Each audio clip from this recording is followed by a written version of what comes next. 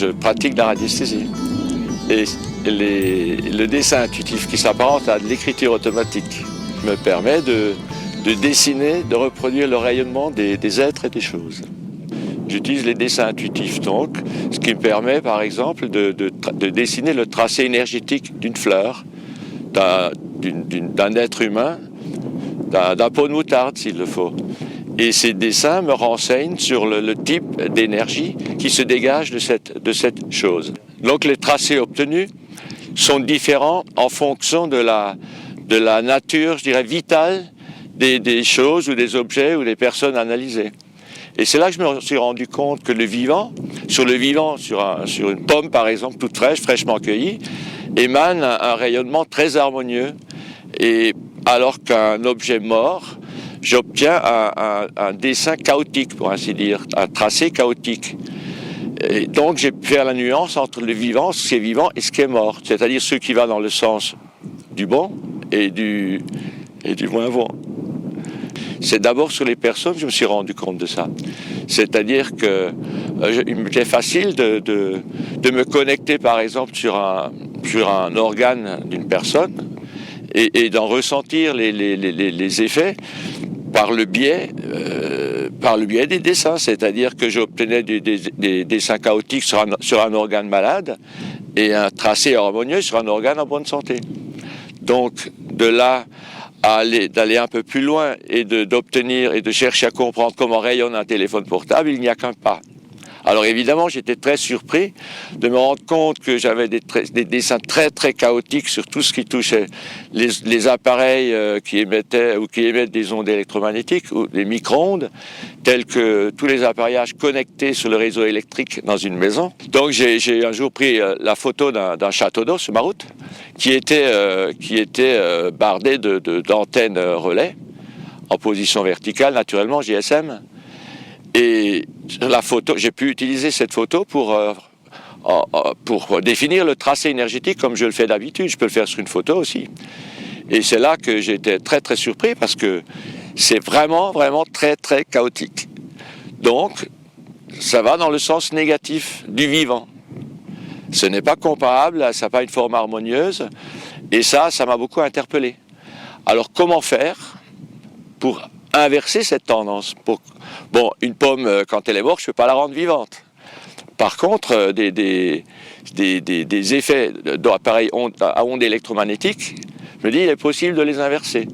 Et connaissant Lakhovsky, que j'avais étudié, qui m'a beaucoup intéressé parce qu'il avait d'excellents résultats avec son appareil à ondes multiples, son oscillateur à ondes multiples, je commençais à décortiquer un peu tout ça et à faire des montages petit à petit.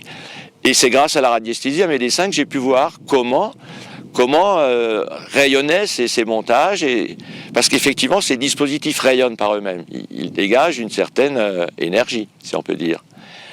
Et quelle ne fut pas ma surprise un jour, en posant un de mes dispositifs sur la tour d'ordinateur, je me suis rendu compte que j'avais inversé la tendance.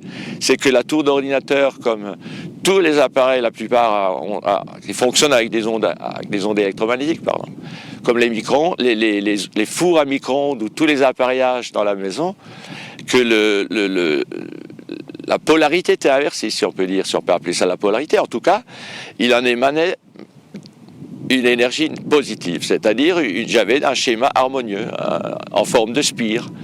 Donc j'ai donc appris au fur et à mesure que les spires coniques étaient très très favorables à la vie, à tout ce qui vit, et que tout ce qui était quadrillage et chaotique était néfaste.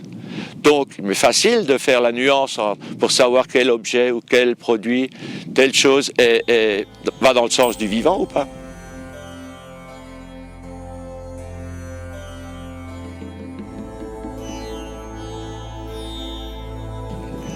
Alors, le premier petit appareil, enfin si on peut dire appareil, un petit dispositif que j'ai autour du cou, qui est un circuit Lakhovsky, je m'en suis jamais caché, mais bon, qui est activé d'une certaine manière et qui permet d'inverser les émissions négatives. C'est-à-dire que là, en ayant ce dispositif sur moi, mon portable émet un champ positif et n'a pas d'effet négatif. Donc on n'est pas dans la protection, il ne s'agit pas de se protéger, mais d'inverser réellement l'émission.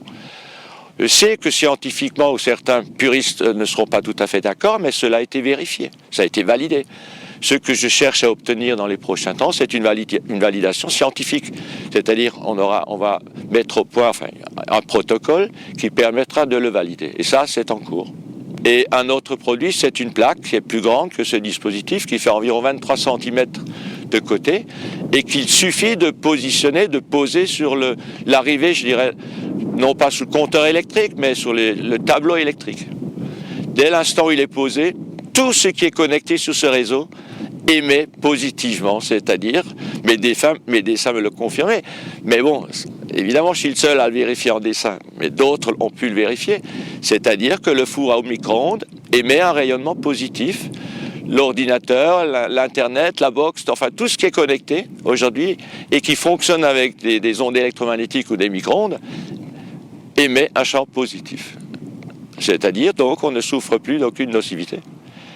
En tout cas, ce sont des appareils ou des dispositifs qui, en tout cas, vont dans le bon sens de tout le monde. Je veux dire, on a tous, la population aujourd'hui a le souci. Quand on songe à tous ces relais GSM sur les toits qui fleurissent là comme les fleurs du mal dans nos cités, et qu'il existe là un moyen d'inverser le mouvement. Là, je n'ai pas encore pu le faire. Par contre, j'aimerais vraiment faire un essai sur un toit pour voir si on inverse le mouvement, mais a priori à 90%, 99%, je pense que j'aurai la possibilité de le faire. Donc on amène des éléments du vivant aux gens, parce que tous ces appareillages aujourd'hui sont destructeurs d'une certaine manière. Ce qui est favorable pour le vivant est synonyme d'harmonieux et d'unité. Ce qui est destructeur fatigue et sépare. Quand on est fatigué, on a tous les problèmes du monde, donc rien ne marche, rien ne fonctionne. Donc il s'agit aujourd'hui de donner des éléments vitaux. Or nous vivons dans une société qui a, du point de vue scientifique, s'est éloignée du vivant. On connaît très mal les lois du vivant. Il y a des dispositifs qui n'existeraient pas aujourd'hui dans le domaine de ces appareils à ondes électromagnétiques. Voilà, donc nous sommes dans une situation de renversement de nocivité, c'est-à-dire on inverse, il y a inversion, transformation de la nocivité en positif. Ce qui sera excellent pour les électrosensibles, dont il y a, à ma connaissance, peu de solutions à l'heure actuelle.